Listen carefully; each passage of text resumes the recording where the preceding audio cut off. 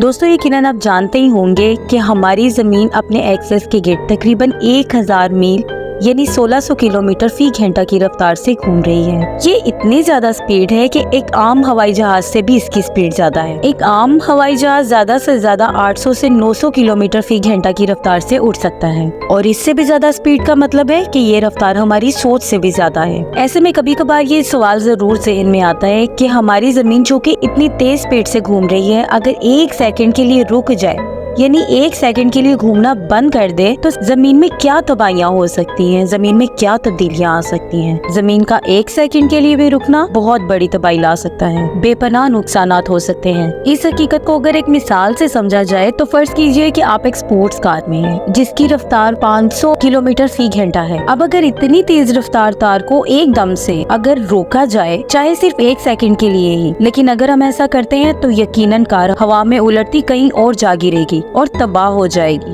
और कार में सवार तमाम लोग भी जिंदा नहीं बचेंगे। इसी तरह अगर जमीन को एक सेकंड के लिए रुकने के बारे में सोचा जाए तो अंदाजा लगाना मुश्किल नहीं है कि इससे कितनी बड़ी तबाही फैलेगी। दोस्तों ये बात तो आप सभी जानते होंगे कि हमारी जमीन का 71% हिस्सा पानी है और ये पानी जमीन पर समुद्रों की शक्ल में मौजूद है, लेकिन ये पानी जमीन की ग्रेविटी की वजह से जमीन के साथ चिपका हुआ है। लेकिन इसके बावजूद भी समुद्र में जो हम लहरें देखते हैं वो जमीन के घूमने की वजह से बनती है। अब जब ये 1000 मील पर आवर से घूमने वाली जमीन अगर एकदम से रुकेगी तो चूंकि पानी एक लिक्विड है इसलिए ये रहेगा तो जमीन पर ही, लेकिन फिर ये एकदम से अपनी जगह तब्दील करेगा। यानी ये जो इतने बड़े बड़े समुद्र हैं एकदम से उठकर दूसरी जगह जाने लगेंगे। अब इस एक सेकंड के रुकने से समुद्र में कई किलोमीटर ऊंची पानी की लहरें बनेंगी। इससे ये अंदाजा लगाया जाता है कि समुद्र की खौफनाक लहरें तकरीबन 10 किलोमीटर तक ऊंची हो सकती हैं। इन लहरों की ऊंचाई का अंदाजा इस बात से भी लगा सकते हैं कि दुनिया की सबसे ऊंची बिल्डिंग बुर्ज खलीफा है जिसकी ऊंचाई 828 मीटर है। अब अगर इस बुर्ज खलीफा को हम 8 से 10 गुना मजीद ऊंचा कर दें तो ये 8 से 10 गुना ज्यादा बड़ा बुर्ज खलीफा भी समुद्र की उन लहरों में डूब जाएगा। समुद्र का ऊंचा उठता हुआ पानी दूसरे मुल्कों में जाना शुरू कर देगा, जिससे होगा ये कि जमीन के बहुत सारे मुल्क पानी में डूब जाएंगे। ऐसे बहुत से सहरा रेगिस्तान जहाँ पानी का नामो निशान तक नहीं है वहाँ एक बहुत बड़ा समुद्र बन जाएगा और इसी तरह जहाँ दुनिया में बड़े बड़े समुद्र दिखाई देते हैं वहाँ से पानी गायब हो जाएगा, क्योंकि वहाँ का पानी उठकर जमीन के दूसरे मुल्कों की तरफ जाना शुरू कर देगा। और जाहिर है जब इतना सारा पानी उठेगा तो अपने साथ पत्थर और चट्टानें भी हिलाएगा और जब ये पानी एकदम से एक जगह से दूसरी जगह पहुंचेगा तो जमीन पर बहुत शदीद किस्म के ज़लज़ले भी आएंगे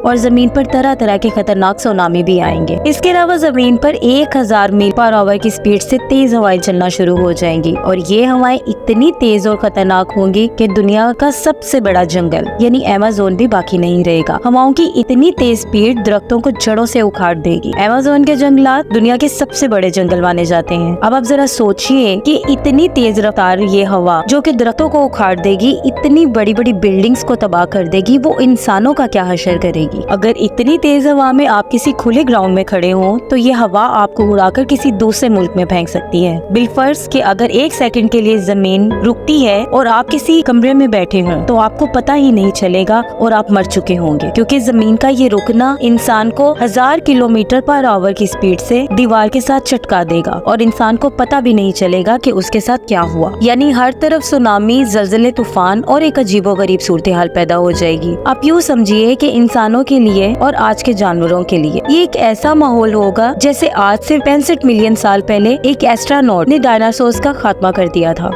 अब इसी तरह ये जमीन का एक सेकंड के लिए रुकना तमाम जानवरों का खात्मा कर देगा। इस जमीन पर या तो वो जानवर बचेंगे जो बहुत ज्यादा छोटे हैं या फिर जो समुद्र के अंदर मौजूद हैं, जबकि समुद्र के अंदर से भी आदि मखलूक का खात्मा हो जाएगा। दोस्तों यहाँ ये बताना जरूरी है कि जमीन का एक सेकंड के लिए रुकना जमीन का मुकम्मल खात्मा नहीं करेगा, जिसका मतलब ये है कि जमीन पर जिंदगी जरूर मौजूद होगी लेकिन जमीन पर कोई बड़े जानवर नहीं पाए जाएंगे। आप ये समझिए कि ये कयामत सिर्फ इंसानों और बड़े बड़े जानवरों पर कायम होगी।